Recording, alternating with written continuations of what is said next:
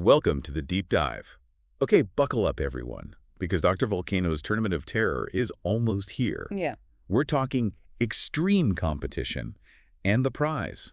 A single granted wish. Wild, isn't it? It really makes you think, if you had that kind of power, what would you wish for? That's what's driving these competitors. And today, we are really digging into one of the, frankly, most unsettling participants I think I've ever researched. Whoa, the pale fool of suffering. Oh, definitely. This isn't just a fight we're talking about here. Yeah. It's like a performance, a really deep psychological journey. Yeah, Enigmatic barely covers it, I think. The source material uses so much metaphor for his origins, which, makes our job of unpacking him fascinating, but also a bit tricky. Right. So our mission today, let's try to explore Woe's background, these really disturbing abilities he has, and maybe get to the bottom of why someone like him would even enter this kind of brutal tournament. Exactly, because when you actually see Woe in that arena, with his unique blend of agony and artistry, it's genuinely confusing. It is. Like, how do you even react? Do you boo? Do you, flinch? Do you cheer? It's not straightforward at all. No, it forces you to question what you're even watching. Okay, so let's start unpacking this. Woe's origins. They're really wrapped in shadows and whispers. The lore says he came from where the silence weeps, through cracked white paint and shadowed streets. He's called a jester draped in paper skin. I mean, that's not just poetry, is it? It tells you right away his whole existence is tied to this deep sadness, this decay. Absolutely. It's like his birthplace is sorrow itself, not just a spot on a map. It sets the stage perfectly for who he becomes. And what's really wild is apparently his original gift. It was almost kind. Benevolent, even. That's what's so fascinating, yeah. The lore suggests he could absorb sadness, like with just a touch or a smile, maybe a dance. Wow. Crowds would laugh, apparently. Tears would just vanish. People felt lighter. Imagine having that power, to just lift sorrow like that. It sounds incredible, like a real gift. But, well, there's always a catch with these things, isn't there? A cost. There always is. And it's tragic, really. That gift became his curse. The world just got heavier. More conflicts, more loss, more despair everywhere. Yeah, you can see that. And Woe just kept absorbing it, like a sponge soaking up all the world's grief. Until, as the lore puts it, his painted heart did break. Yeah. And his skin turned pure white. Bleached by grief is the phrase they use. Just drained of all color, all life by the sheer weight of it all. That's quite an image. A physical change from all that inner pain. But what does that mean for him now? Is any of that original Woe left? Well, that's the central mystery, isn't it? His smile, which might have been real once, it froze. Became this waxen rictus. Terrifying, really. Right. His voice turned brittle, eyes went wide, hollow, like looking into nothing. And here's the absolute core of it, the chilling part. He stopped taking pain away and started giving it back. It wasn't just a switching power, it was a complete flip. Healer to, tormentor. That's a dark path. But even with all this metaphor, the background info gives us some solid details to kind of ground him a bit. Real name, unknown. Height, 6'1", 187 pounds. Hometown listed as Just, where the laster ended. Chilling. And the description, a smile without joy. That one phrase, it says so much about what he carries. It really does, a constant reminder. So, okay, let's take this figure and put him in Dr. Volcano's arena. This is where it gets really interesting, I think. How does all that backstory translate into his presence, his fighting style? Right. Because the sources say his entrance, his movements, they're like a mime from hell, exaggerated, erratic, somewhere between a puppeteer's nightmare and a marionette with cut strings. It's just alien. It absolutely is. The movements are meant to unsettle you, right? Yeah. To make you uncomfortable just watching. Yeah. And then there's the sound. Or lack of it. He doesn't speak. No speech, just these unnerving, hollow giggles. And he hums these strange tunes, songs that haven't been written yet.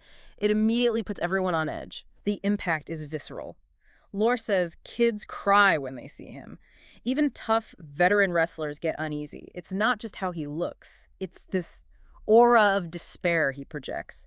It just fills the space. So why? Why that reaction? What's his actual goal in a match? Is it just about winning? Well, see, that's the key. If we look at the bigger picture, Woe isn't fighting to win like everyone else. No. He doesn't fight for victory. He fights, and get this, to make you feel what he feels. His matches aren't contests. They're described as performances, each one a sorrowful satire. It's almost like he's holding up a mirror to our own fascination with suffering. A sorrowful satire. Wow. Okay, that reframes everything. It does. Think about it. We watch intense drama. We follow tragic news. Woe makes you confront why you're drawn to it, and then he makes you feel that discomfort directly. It flips the whole spectator thing on its head. Yeah, it becomes participatory almost. The sources give some vivid examples of this too, like he'll pause to mime a broken heart, then snap your spine with a grin. Brr. Right. Or he'll feign joy just to make you hope, then rob you of it with sudden, violent despair. He's literally weaponizing emotions. Exactly. He manipulates hope and then crushes it. It's psychological warfare theater. So how do you react like that move, punchline, mocking joy itself? Yeah. Do you boo that? Do you admire the sheer, twisted artistry of it? It makes your head spin. It really does. And that confusion is the point, I think. That's part of the satire. You can't just sit back and consume it passively. You feel it. It's incredibly sophisticated manipulation, way beyond just fighting. And his signature moves, they lean right into this theme, don't they? Each one feels like a piece of his own suffering. Definitely. You've got the heavy heart, a leaping DDT. But described as driving the opponent's head down like he's planting grief. Grim poetry indeed. Then punchline, that laughing super kick mid-cartwheel. Yeah. Mocking joy itself. But the one that really gets me is sadness reversal. Oh, yeah, that one's something else.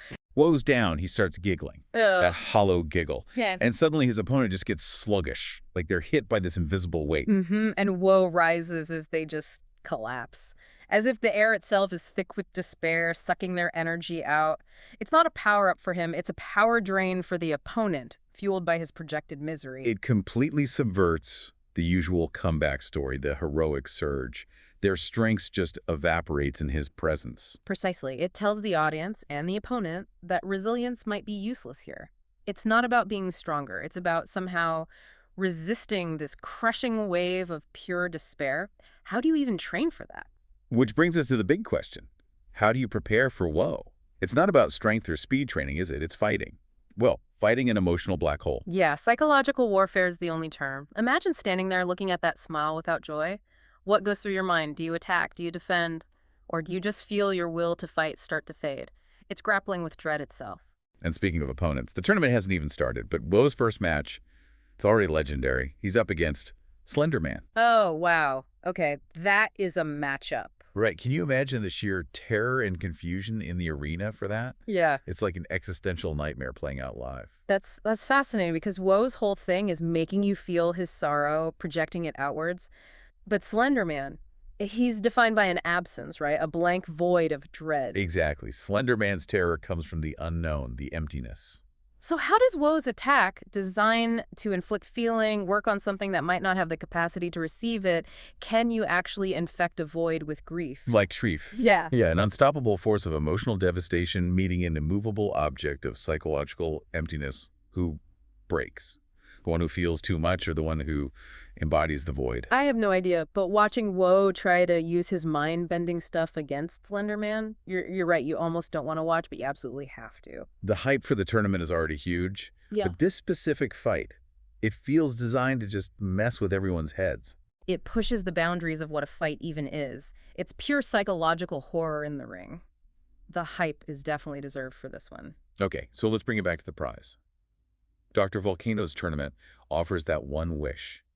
What could someone like Woe, this embodiment of suffering, possibly want? That's the million-dollar question, isn't it? The sources give these little hints, though, suggesting he's not just a monster. Yeah. Like insiders say he sheds real tears backstage. Really? And he writes apology letters he never sends, which hints at some kind of remorse, right? Yeah. Regret for what he is, maybe. That adds a whole other layer. It suggests conflict. And get this, some claim he doesn't sleep. He just sits in a corner watching old comedy shows with the volume off. Oh, that's heartbreaking. Trying to connect with something he can't feel anymore. Exactly. It makes him so much more complex. It really deepens the paradox. Madame Marrow had that great quote. He reminds us that pain isn't always ugly. Sometimes it's elegant. Elegant pain. Yeah. His suffering isn't just raw. It's stylized, performed. It's almost beautiful in its tragedy, which is deeply unsettling in itself. It connects back to his purpose, maybe. Which isn't necessarily winning. Right. Maybe Woe's purpose is to remind the world of its weight.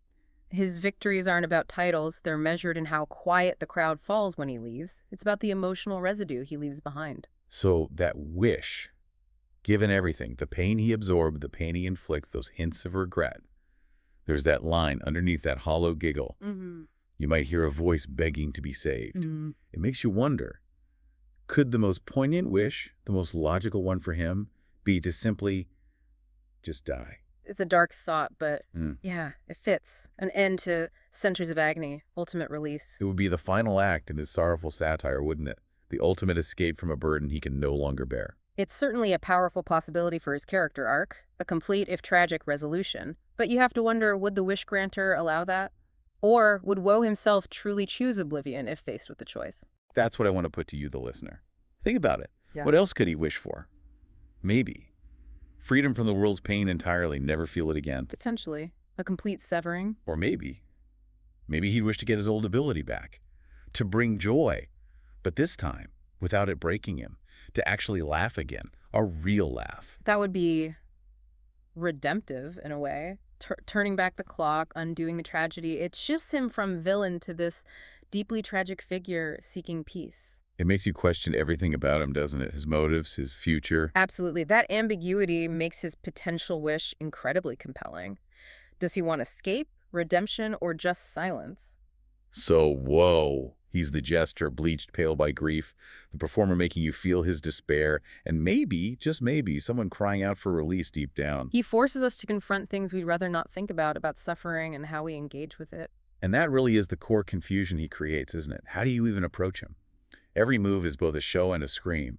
How do you root for or against someone whose goal isn't winning, but this intense emotional transfer? He doesn't just fight, he exposes everyone's raw nerves, including the audience's. So, as you think about the Tournament of Terror, about Woe versus Slender Man, that nightmare fuel matchup, here's something to chew on. If you had Woe's original gift, the power to absorb pain, knowing what it cost him, would you use it? Ooh, good question. And if you carried that weight, what would your single granted wish be? Something to ponder long after this deep dive is over.